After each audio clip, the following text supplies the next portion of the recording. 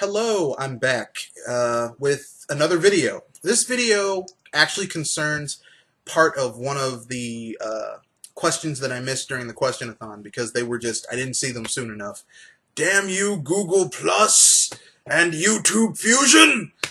So let's get those questions out of the way and then I will delve right into the video. This one comes from PlayerEssence.com. Do you feel Sony will pick up their PS Vita development in 2014? No. And I'll tell you why once we get into the main part of the video. The other questions we have are pretty cool. Have I seen any sailors? I guess this refers to my question, to my answering my obsession with people being forcibly raped up the rear, up the rear. I guess because it's long been purported that sailors engaged in rampant homosexuality. I don't know if that's true or not, but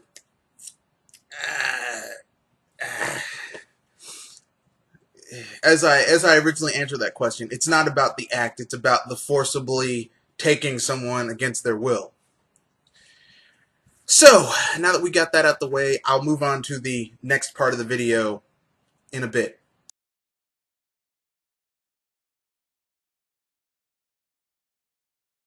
Okay, let's get down to it. This is a simple video about the PS Vita. Now, the reason I'm making this video is because of an article I saw on PlayerEssence.com where someone said something incredibly stupid. The person who said this is some guy named Fergal Gara. I guess he's one of the people who's kind of high up in the PlayStation Nation. The problem is that like what he said was, and I'm going to read the whole thing to you, the whole interview he said. Second screen for the PS4 or console in its own right. UK MD Fergal Gara discusses the future of the PS Vita and why Sony has done our damnedest to do a good job for gamers. I'll try not to laugh my ass off as I read this.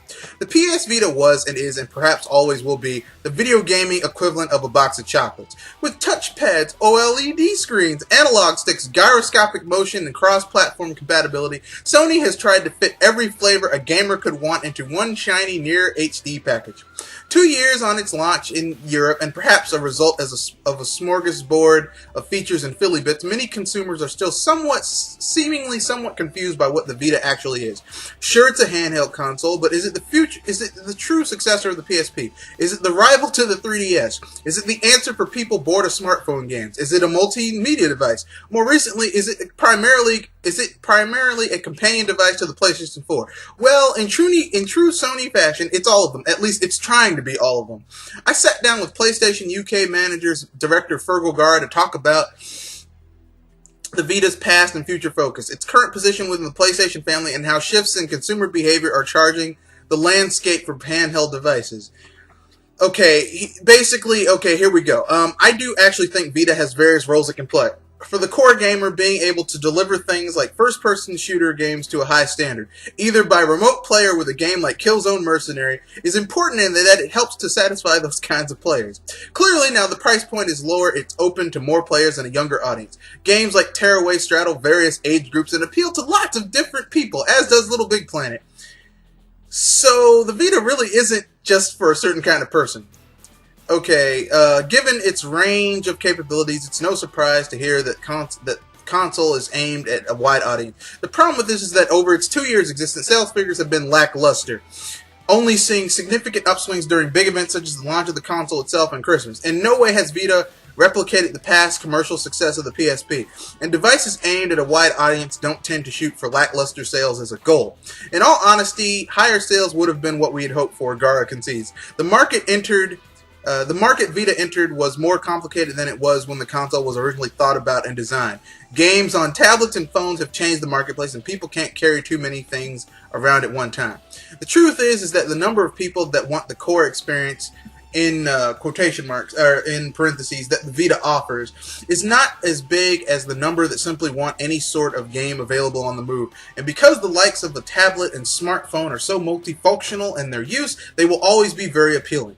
Really, I think the reason it hasn't sold more is that it comes down to people thinking, do I need it as well as these other things that are taking my money? Up until now, Vita has been largely in an isolated proposition. Yes, there are some remote and crossplay options between the handheld and the PS3, but in Gara's own words, the truth is that the two, PS3 and Vita, are completely different architectures. We knew that it would be much better, and it was reasonable that we could do something, we could expect it to do much better. With the release of the PS4 and the significantly more solid communication between it and the Vita, the question is now limited to whether or not you need a Vita in addition to your phone or tablet, but whether you need a Vita to supplement your home console. Gara confides that the Vita's design team was well aware of the existence and direction of the PS4 before work even began on the portable, allowing for much greater connectivity between the two, predominantly in the form of remote play at present. We always planned for remote play with the PS Vita and PS4. From an architecture point of view, that compatibility between the two is always designed into the Vita system. By the PS Vita development started, we were well into the development path of the PlayStation 4, so things were very much designed to work together.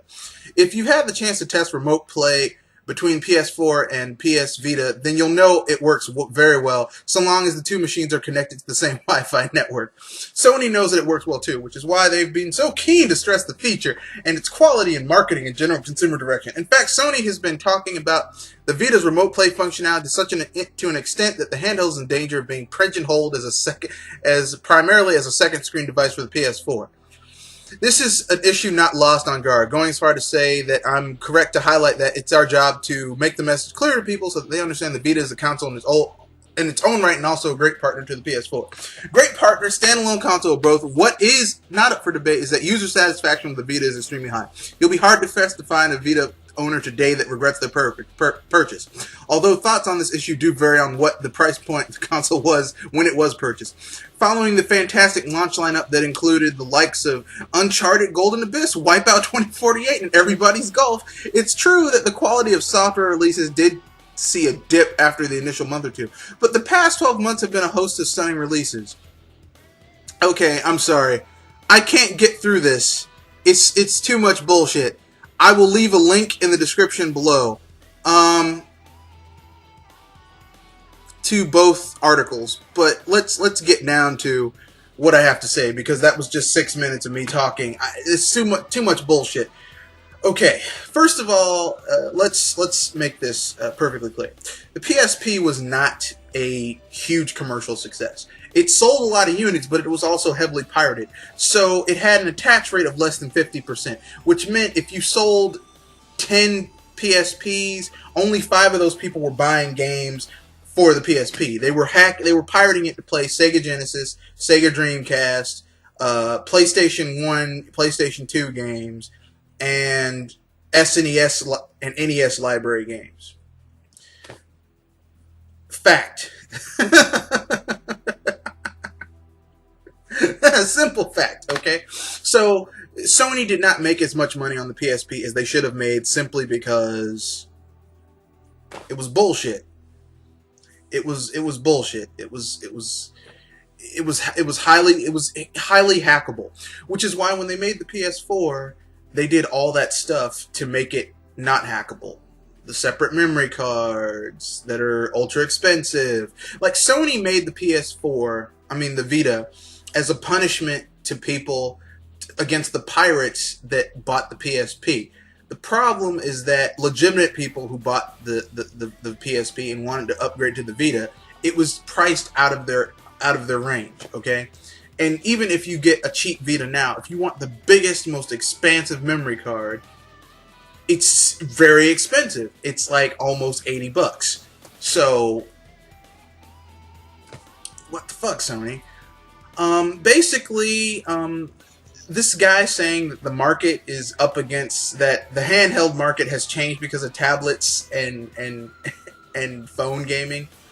Okay, go ask Nintendo how phone gaming has changed their handheld market, and you'll see a very different story. The problem with the Vita is that it is, first of all, it has no focus, okay? Sony has been desperately trying to pigeonhole this thing onto something. Originally, when it came out, well, you can play remote play, crossplay with your with your PS3. It can do that. Then when it stops selling very well, well, just wait. It'll do that with the PS4. It's a controller with the PS4. Don't forget they came out with the PS Vita TV, which is a stripped down Vita that has what little features that the Vita was good about have been stripped down, and it's $99.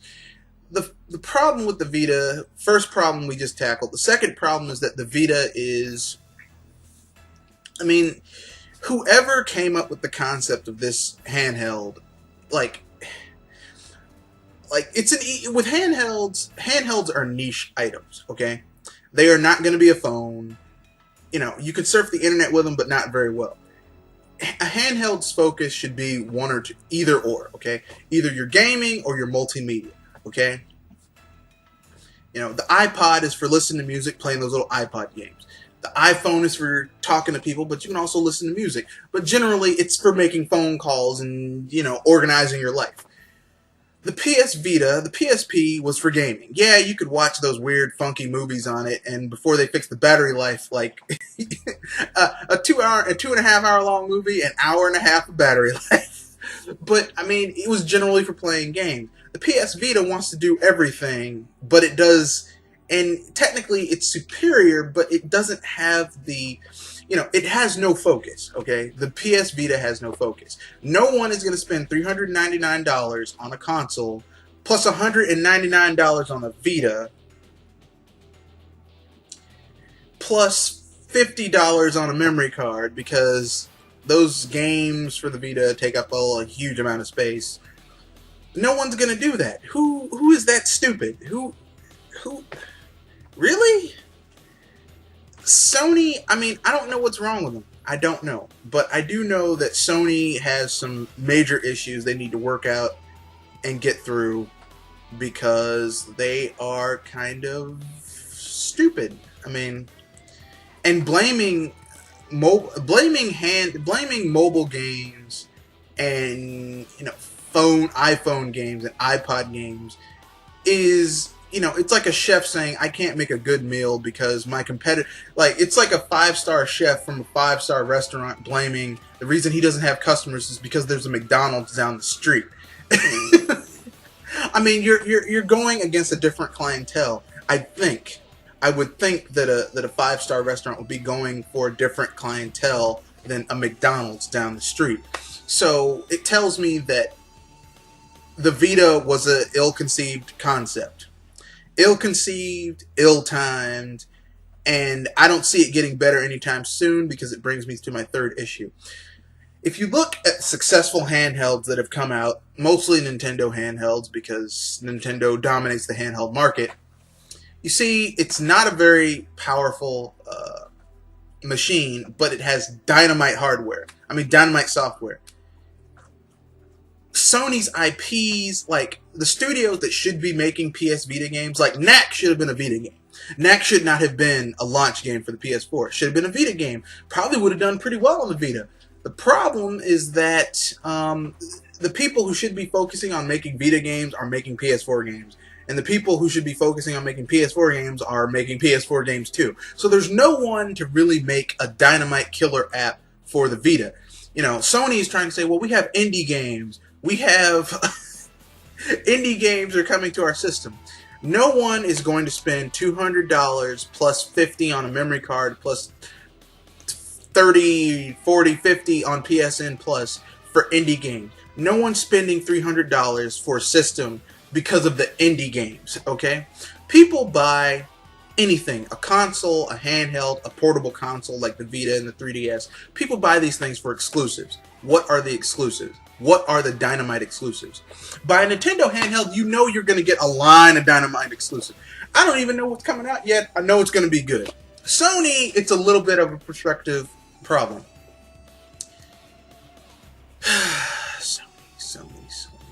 Sony, you just keep on fucking up. Sony, you keep on fucking up. I can't reiterate it. Jeez. I might not upload this video today. It's Monday the 13th, I believe. Maybe it's the 12th. Yeah, it's the 13th. I might not upload this today. I might edit it. Oh, God. Sony. Jesus. Stop.